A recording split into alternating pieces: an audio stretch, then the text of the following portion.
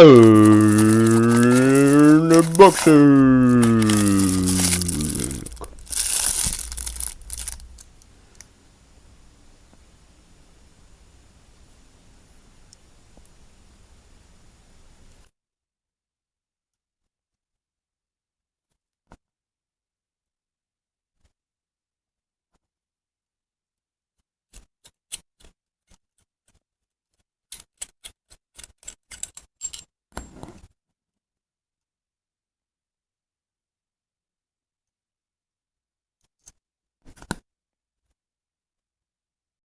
Here's the new Vamo Mukey double barrel.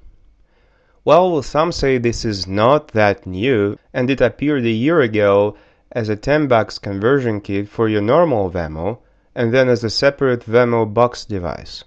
You may remember my Vamo V5 review. If you don't, go watch it.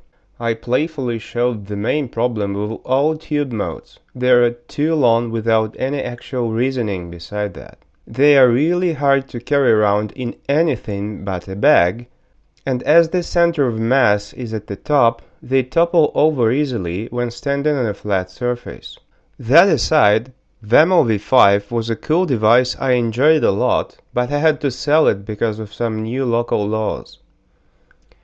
But I quickly understood I can't live without a vaping device, and as FastEdge is finally accepting my bank card, I went online to browse their goodies. First, I was attracted by those Eagle battery stands, allowing to reduce the size of the device by putting the battery alongside the atomizer. But you can't really fit a nice fat atomizer here, and in general, the happy time of Eagle is long gone, at least for me. I already feel nostalgia about them. And here I came across the 2-barrel Vamo Mukey mod. Built around standard Vamo parts, it has a few additions which allow to place the battery alongside the atomizer, which reduces the height by 2. Let's order one. FastEdge accepted my order on 15th and then took 10 days to ship it. I think they don't have any devices in stock and just start assembling them after they receive the payment, hence the cheapest prices. It took 20 more days for the postal services to deliver it, and I got my device in 1 month exactly. Right about time, as I am sick and tired of vaping the wall socket. You may watch another review on how to do that with a USB pass-through. Let's start with pros. The first one is of course the size. The device is significantly smaller. The second one is the ability to stand vertically without falling. The third is an updated firmware. The interface is way better now. The main screen now shows current power output, coil resistance, and battery meter all in one place. That's really cool. The font is also bigger, thicker, and bolder. I think this new time limit for each puff is a new feature. I don't remember that on my old Vamo V5.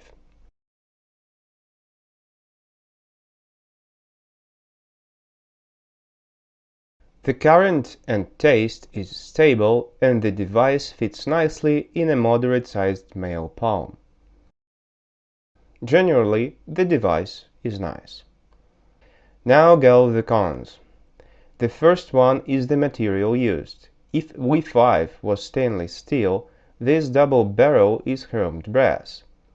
It will lose the finish eventually and will become yellow.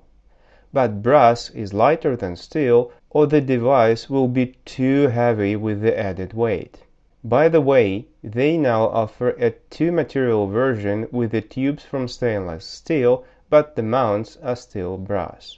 I don't like this aesthetically because of the considerable color difference between the brushed steel and shiny chrome. The next con is the construction not designed well enough. See, the upper mount slightly tilts against the lower one? To understand why this happens, we have to disassemble the device. These are all the parts. Everything is brass except for the long screws. They are stainless steel, and this is a huge problem as they screw into threading, cutting much software brass. So if moved, they will damage the threading. So my advice, use some Loctite or at least nail polish and screw them in to death. Now about the tilting of the upper mount. The problem is the control unit is not screwed into the lower mount, it is held by a springy contact in the button. On one hand, it gives the opportunity to rotate the button around, which I happily did to relocate the button on the side. But as the holes in the upper mount are not equal, and the battery tube has a 1 mm space between the tube and the holder, while the electronics tube pushes the mount upward with a spring, and the screws are in the middle, the mount pivots to the battery tube. This may lead to poor electrical contact and in general not too pleasing aesthetically. However, it could be fixed rather easily. All you need to do is to remove that 1 mm gap between the battery tube and the mount. You may put an atomizer O-ring there or just make a ring out of plastic cut from a blister clamshell package. This will make the construction more solid and give a third pivot point to eliminate the tilt. You may also make a step on the tube or put on a bigger tube over battery tube to let the upper mount rest on the lower.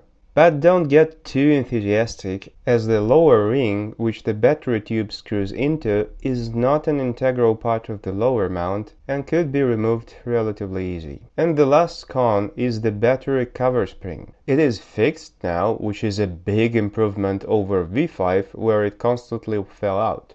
But here the spring is too short and soft, so if you jilt the device really hard, the contact is lost and the device reboots. The issue may be addressed by using button-top batteries instead of flat-top as I do. By the way, notice the hole used as an emergency pressure valve in case of battery explosion. Now it faces the user right in the eye.